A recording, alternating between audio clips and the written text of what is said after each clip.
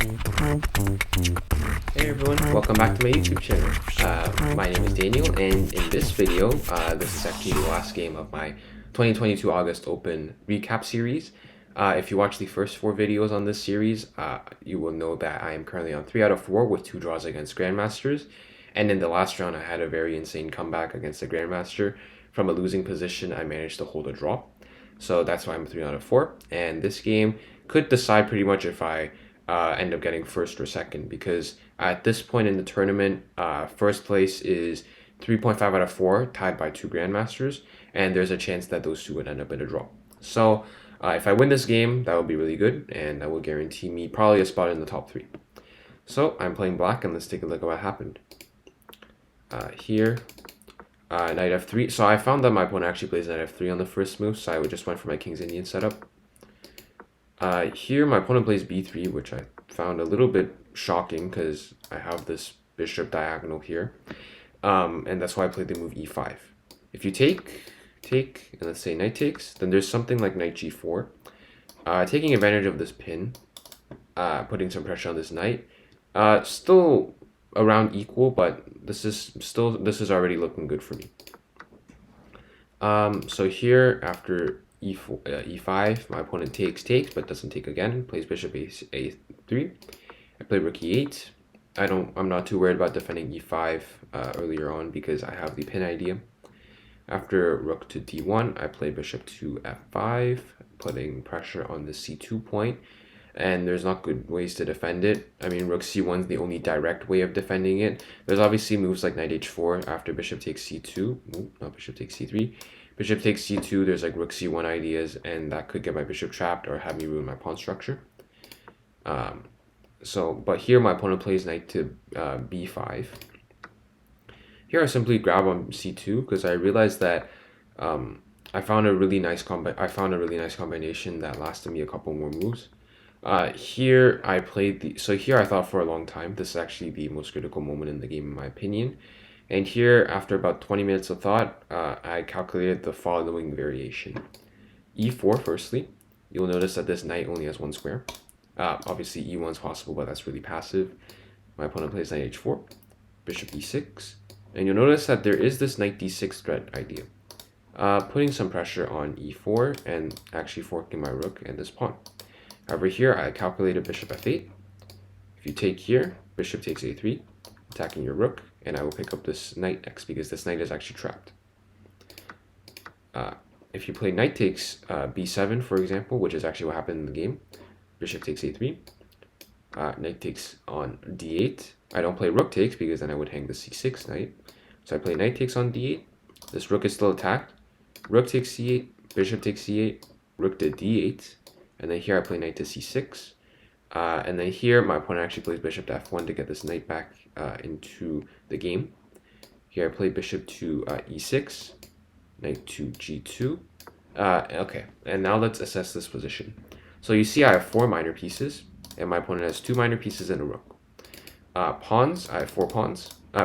4 on the king side and 1 on the queen side. My opponent has 2 on the queen side and 4 on the king side. So material is actually balanced, but however, this position is far from being completely equal. You'll see that my bishop, firstly on a3, is covering c8. It's also covering d6, so there's no forking ideas. I have 4 pieces. Generally speaking, 2 minor pieces is better than a rook and a pawn. a2 is weak. White's minor pieces here are doing who knows what. They're like really tangled and not coordinated in any sense. The rook on d1 is the only piece that has an open file, but even that, all the squares are restricted by my pieces. This bishop covers d6, bishop covers d5 and d7, knight covers d8, knight also covers d4, pawn covers d3. The only square is d2 that's not doing much progress for white.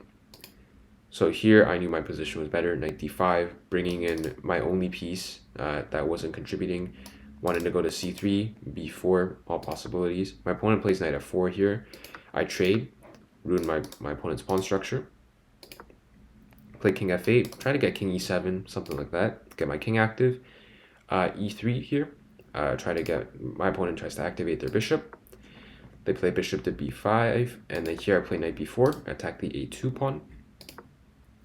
Here my opponent plays rook d4 first, counterattacking my e4 point. But here I play f5.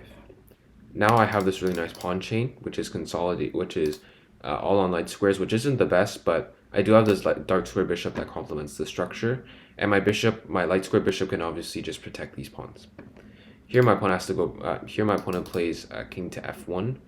If I play knight takes a2, there's obviously rook a4 ideas. So here I cement my knight by playing the move a5.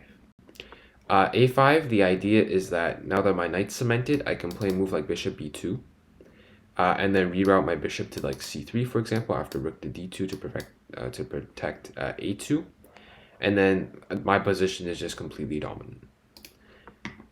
Bishop to c4, and here I find a nice variation to trade off some pieces.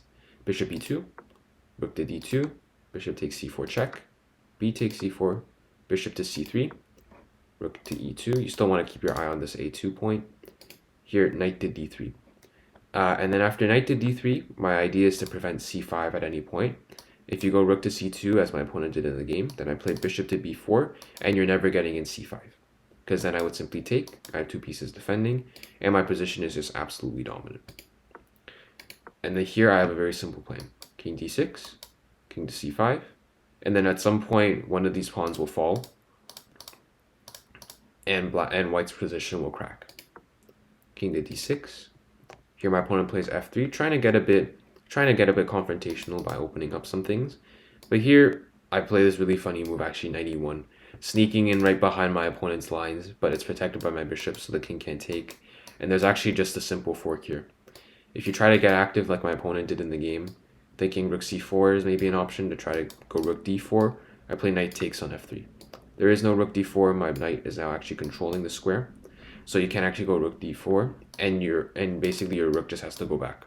And once your rook goes back, I can play h5, h4, h3, isolate this weakness, take it, and then come back, and then simply push through. This pawn is also weak, this pawn's going to fall. Basically, white's position is on the verge of collapse. So in general, a really nice, smooth game, managing to trade the rook for the two pieces and then getting all my pieces really active and sort of just smushing my opponent's position. As you can see, this final position is really elegant for me. White has zero counterplay possibilities. This rook is completely stuck. And yeah, in general, a very smooth game. And actually, with this win, I end the tournament with 4 out of 5.